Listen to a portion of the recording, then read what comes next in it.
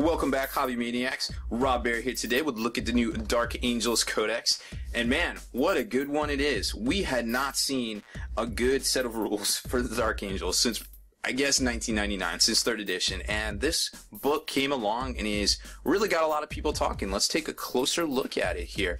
Now, it is very similar to the Space Marine Codex, which we haven't even finished up really talking about here on Spiky Bits, because I recorded two basically tactical videos. I only got the first one out over on the Long War, and we haven't even released that one to the general public. There's still a whole nother video. It's still going to be 2 weeks before I get those out, and now we already have another book, which is going to probably take another 2 weeks worth of, tactical videos to get out the door starting, next week. So, man, we are just stacking up here. I cannot get this stuff quick enough, and I do it almost as soon as it comes out. It is crazy. It's a really exciting time to be in the hobby, I feel like. So, obviously, the new Dark Angels Codex, very similar to Space Marines in consistency and content. It's about 160 pages, very similar to Space Marines, not quite as thick. It contains pretty much, the same template of rules, so to speak, with the Gladius Strike Force has got the Lions, Blade Strike Force, and then a couple other similarities here and there, different things. Very interesting stuff. I will try to cover as much as I can and be as pertinent as I can, but we are going to run out of time. I could talk about this for literally hours.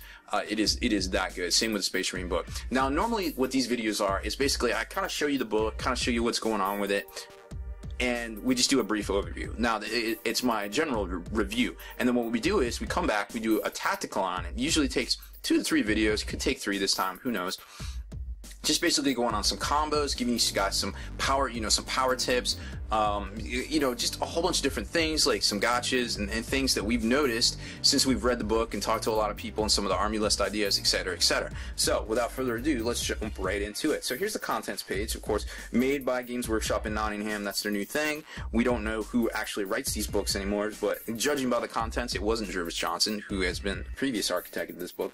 So you've got pretty much a whole fluff section here that's nearly half the book, or it's a 160-page book. Nearly half of it is just straight up fluff from the actual 3 divisions of the Dark Angels, and then you get into actual stuff on the specific characters like chaplains, the rhinos, the razorbacks, the land raiders, and then the scouts and things like that, successor chapters. Then you get into Sons of the Lion, which is like the really sweet painted stuff to get you inspired, get you fired up, get you want to do this stuff, and that's what it's all about for us, right? Then you get into the forces of the Dark Angels, which is the actual data sheets themselves. So we always start with that when we start taking a look at things. Now they got different things. They got the Lion's Blade at the front, the data sheets, then the war gear list, and then you got to flip to the back to get the appendices with all the formations and things right behind them. There is only one Lord of War this time. It is Azrael. He's a little bit different. Same points cost 215. I think he has Feel No Pain now, which is pretty cool. It gives you +1 to seize the initiative. Also cool. For the same points, I think it's pretty dope. So let's get a little closer here with the book. Now, obviously, we talked about the fluff section. A lot of new artwork in here. Then you get to the timeline section, which is always a staple. You get some successor chapters, some things like that. So nothing too crazy. We've seen a lot of this artwork. We haven't seen a lot of artwork. It's really cool to see the amazing layout. I mean, look at this stuff. Look at all these. The layout's pretty good. These Marines also have been, they've been getting fit. They've been in the gym working on their fitness on the battlefield. They're a little bit slimmer. We got these new 2010 style Space Marines here, not the big fatties in the past. Actually, even the Terminators are, watching their figure, so to speak. So that's really cool to see. I'm kind of getting some different layouts and things for the new Space Marine kind of profile pictures. So then we start getting into the actual, section that I was talking about, where they basically do these full-page bleeds of like amazing painted miniatures. And dude, tell you what, this is how people get into the hobby when they start seeing this stuff, And then you get the heavy metal showcase here in the back, where it shows you a few things. Where did it go? Did I skip over it? I might have skipped over it. There it is. So they get into a little bit of that, and you're like, man, that's so cool, I want to paint that. But it turns out it's a little bit harder than all that. And then you get into the actual rules themselves, which is, kind of where you want to start, I feel like. So nowadays, when I start with these codexes, I always start with the things like this, like the Decurions, the Strike Forces, the War Host. Kind of read up on all that. Now, of course, this is very similar to the Space Marines. You've got the Lines Blade Strike Force with the Demi Companies, and if you take the double Demi Company with the Chaplain and the Captain, then you get the free transport kind of thing. Now, there isn't as many cool options you will notice here, obviously, than the Space Marine one, but still, you know, 500 points of dudes for 500 points of free transports is pretty good in my book. And, you know, it is a very strong in the objective secured kind of environment, you know, where you're out there taking objectives, doing things, trying to secure points, and not necessarily a victory point kind of battle scenario. You're going to do really well with this. This is very well rounded, and anybody can do well with it. And it's good to see. You know, you don't want to get out there and have a bunch of field badsies while your stuff gets blown off the table. Well, you know what? You got a lot of stuff now. You're playing 1,000 points, you're really getting 2,000 points. You know, it's almost like a free handicap, I feel like. That being said, you know, if you are a good player, you got to be on your toes to, you know, cut through a lot of this chaff, so to speak, and attain your goals on the tabletop as well. So, obviously, you got the one core, the one auxiliary this time. It's not two, like the, what was it, the Space Marine, the Gladius Strike Force, and then 0 to 1 core here as well. So, a little bit different, but still a little bit the same. Obviously, you know, there's some nuances and things that we'll talk about. I've got an article going up. I don't know exactly when, but there's a really interesting thing you can do with this Hammer at Caliban, because it makes all this stuff into an actual squadron. So having a squadron with a Land Raider and 3 Predators or 3 Vindicators acting together as a squadron, well, that Land Raider can take the hits, armor 14 hits on the side, you know, when you might be trying to shoot at the side of the Predator, because if it's a closest model, it allocates to them. Then you can do some tricksy stuff with that, like having a Tech Marine in there to fix things. Azrael actually can give them whatever he's embarked on, gets the Lion Helm same before invulnerable. So it starts to get, you know, there starts to get a little bit of extra resiliency with this. That's really interesting to see, that we haven't seen a mixed armor a mixed armor squadron, I don't think, in the past. So that was really cool to see. Then you start getting into the actual data sheets themselves. Oh, excuse me, and one more thing. We need to talk about the Dark Angel War Gear list. So obviously, very similar to the Space Marine one, you've got the ability to take grav cannons with grav amps, and of course, everything else is very similar. And then of course, you got the relics of Caliban, which are very, I would say decent. I wouldn't say over the top, but I also wouldn't say they're not buster either. So definitely take a closer look at them. We'll kind of glaze over them in this video as well. So very similar to Space Marines. Obviously, the tacticals and devastators and things like that can get your grav cannon with grav amp. Also, the the assault squads can get the double eviscerators with the melta bombs, which seem to be a favorite right now in the current meta. It definitely seems like the way to go when you know you can get those extra strength 8 attacks, especially with armor bane. So Belial, you know, he's kind of my G as far as, you know, the Deathwing goes. I placed 30th overall at the Defticon this year using a Belial Deathwing kind of build, and it was definitely centered around his ability to Deathwing assault in some cases, kind of depending on how the mission warranted. Not a thing anymore. It's part of a formation, which is a little disappointing to me, but I could kind of understand it. However, he still does not scatter by deep strike. They didn't change that. He still has a lot of the same stuff that he used to have here, but, you know, he doesn't quite have, you know, the special ability that I really liked him for. But, you know, I'm not going to hate on him. Also does not turn Deathwing into troops anymore. Now, the thing you'll notice about a lot of these HQs is that a lot of them have the Deathwing special rule, except for Samael, who has the Ravenwing special rule, which is a completely different thing that we'll get to here in a second. That is very important because, and also they have to say that they can take bikes, because if you're trying, which I think a lot of people will, try to take a lot of dudes on bikes, it's very actually difficult to do, and depending on the formation you're fielding, you may not be able to actually put who you want into that formation, because everything has to have the Ravenwing special rule, which is another little bit of a caveat to be looking out for. There is a formation that lets you take more than one HQ, but it has to be Ravenwing special rule. Well, the only one with the Ravenwing special rule is Samael himself. So unless you're going to take 3 of them, which I don't think you can, that's a little bunk. So hopefully they figure that one out and communicate it down the line to the rest of us. So like I said, a lot of these guys, Deathwing, Grim Resolve, now we'll get to that at the very end. Normally I like to flip to the back, show you the special rules, so I'm not flipping back and forth, but this is just a brief overview, so I don't feel like we really need to do that until we get into the tactics section. So A lot of cool stuff in here. Obviously, there's a new psychic tree chart as well. If you haven't heard about it, it's called Interomancy. And it's also very interesting. It's kind of more of like a support psychic power than an actual kind of offensive tree, I would kind of say. So just like their Space Marine cousins in blue, the Land Raiders and things, or some of the vehicles, you know, like the Predators, they all have their special rule. If you take, like, you know, a squad of 3, you get Monster Hunter, Tank Hunter as well, and then the same thing with the Vindicators, the Speeders, the Whirlwinds, very similar to how the Space Marines were set up. All of the tactical squads, the assault squads, and the Devastators, there's 14 points base a guy. You can take the normal upgrades and things like we covered at the front of the book there. It's very similar to the actual Space Marine book themselves, but they're not exactly the same, and we'll talk about that. Here was Azrael. We talked about him. He's 215. He, like I said, has the Master Tactician, +1 to seize the initiative, and also has Feel No Pain, which is very important to mention, I feel like. And he can also throw out a leadership value, and the Relic of Caliban. The Lion Helm doesn't project, he confers to any transport he's embarked on, which would be really neat, I suppose, if you put him on like something cool like a Thunderhawk or something like that.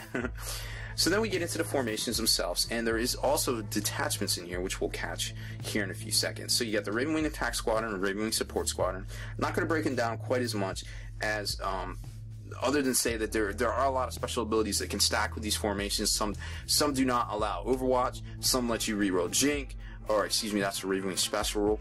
Some lets you fire at full ballistic skill when you jink, but you automatically come on as jinking. That's actually a detachment, which we'll get to here in a second. So make sure you read all this stuff and pay close attention to exactly how it works. Now remember, we kind of showed last week with the whole Skyhammer Annihilation Force that when independent characters join formations that aren't part of the formation, the special rules for that squad actually do not confer to basically that they're negated. So you can join special characters to these squads, but then a particular squad is going to lose its special rules conferred by the formation itself, unless it is a quote-unquote command benefit. So keep a particular eye out for those gotchas, because they can come up when, you know, there's so much stuff out there and so many options to take here and there that it's very easy to do. I mean, I almost feel like you need flashcards just to play the Ultramarine book, and this one is really the Space Marine book, and this one is really no different, to be quite honest.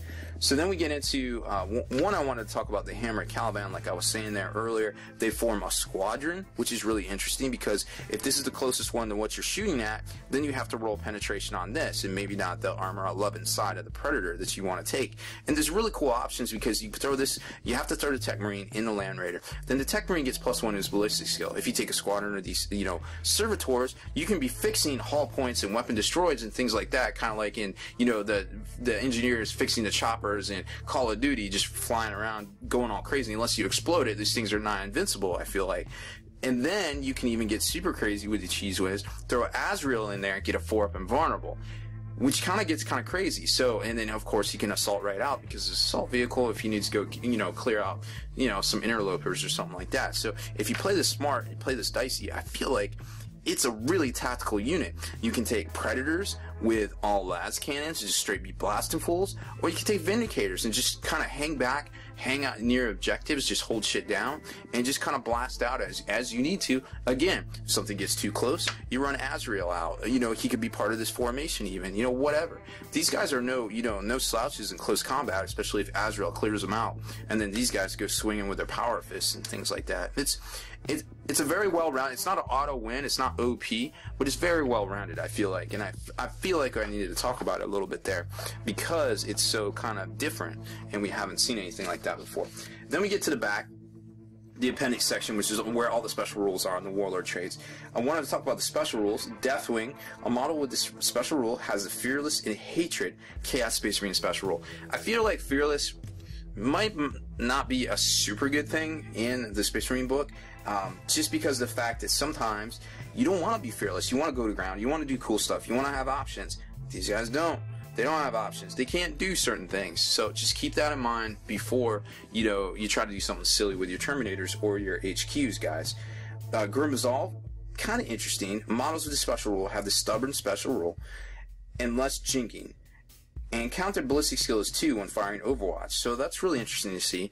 You know, obviously a buff to firing Overwatch. Now there's a formation too that lets you fire Overwatch with kind of like everything in your army, kind of like the Tau can do.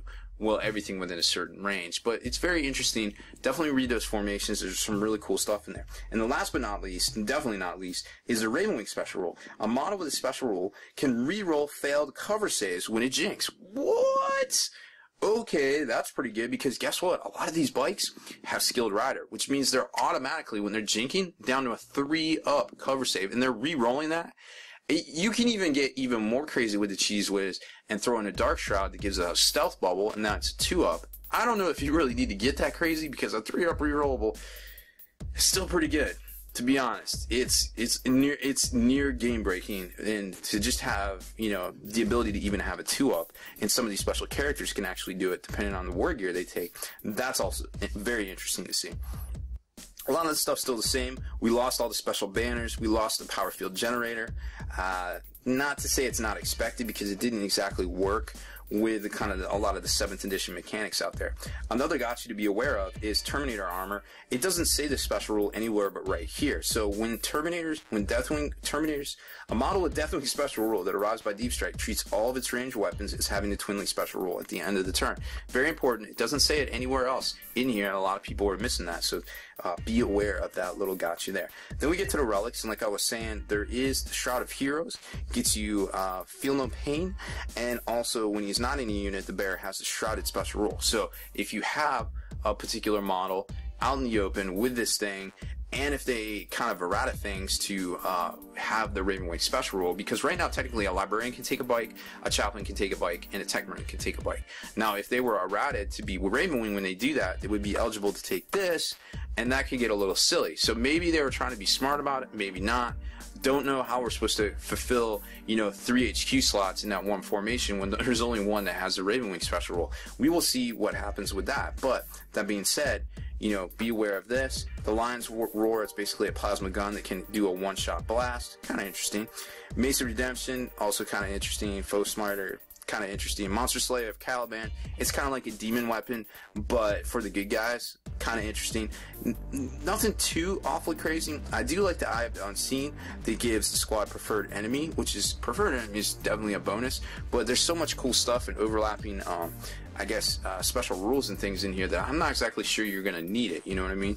So here's the Interomancy discipline. Very cool stuff here. Mindworm, also cool. Now granted, a lot of people were like, well, you can just, you know, go to ground or whatever. Well, you can go to ground, but it ignores cover. I suppose you can look out Surrey, because you can always look out Surrey.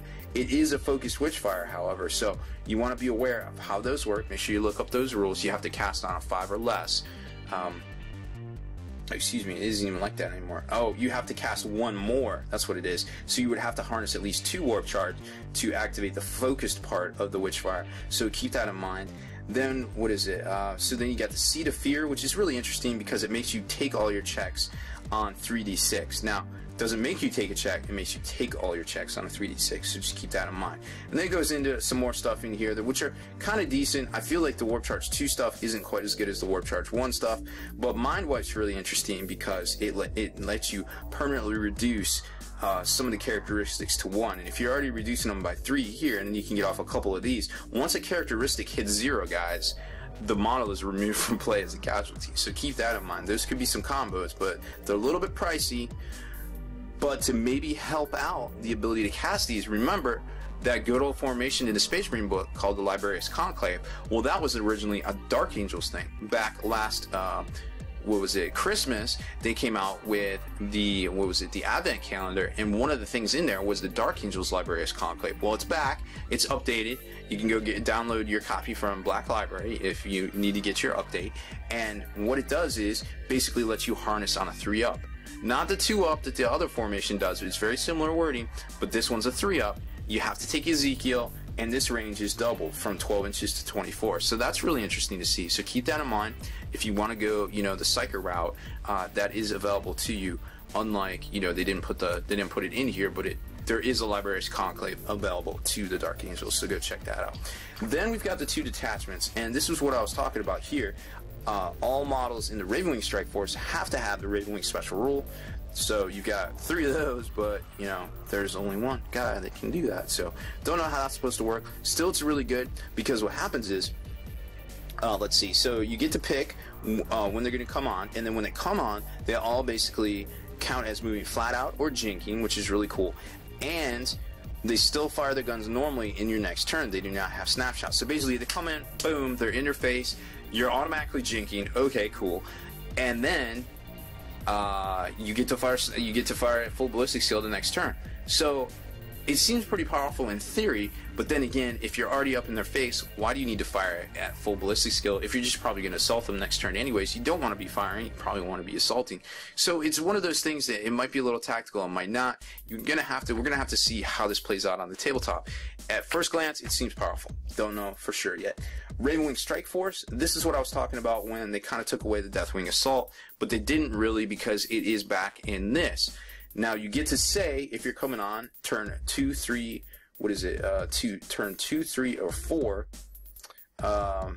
Actually, this isn't it right here. That is a formation. I am completely wrong. I reserve the right to backpedal at any times. There's a lot of stuff to memorize, guys, and I've been looking at this for 2 days, and I'm still making mistakes. So imagine people just getting their Codex. You know, write out your flashcards, do your thing. You know, make sure you're getting it right. And you know what? When I play people and I get something wrong, I'm always like, yo, dude, I cheated you on accident. I'm so sorry. It was supposed to work this way. You know, just be honest with people, because you don't want them to find out that you did something wrong and then like, oh, that guy like totally cheated me, you know, and things like that. So just keep that in mind as you go. This one's pretty cool. I think this is the one, the Deep Strike. Let's see. If your army includes a Ravenwing Attack Squadron or a Ravenwing Strike Force, you can choose to automatically pass or fail any reserve rolls. If it's your primary, you get to reroll Warlord traits. Kind of cool.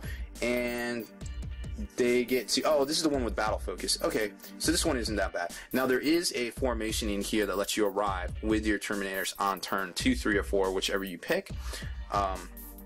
Like I said, it's not Deathwing Assault. You can't come on turn 1. And technically, if you don't have other stuff in your army, you technically lose because you're not going to come on until turn 2. So be careful of that. So that's pretty much everything besides the other tactical objectives here. But yeah, those are kind of cool. You'll see them on your own. And then you got the summary. And then boom, that's it. 160 pages later. And 22 approximate minutes later, we are finished with our first look review of the new Dark Angels Codex. Thanks for hanging in there with me, guys. I know it was long, but I like to talk and I like to kind of help you guys out with your hobby and give you those knowledge bombs that you need for your hobby arsenal. Obviously, as you saw, we all have a lot of reading to do.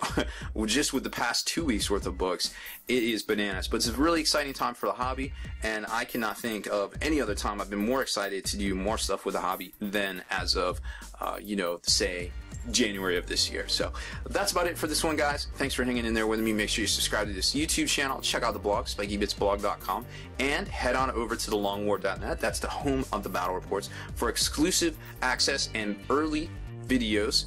Become a veteran of the Long War today.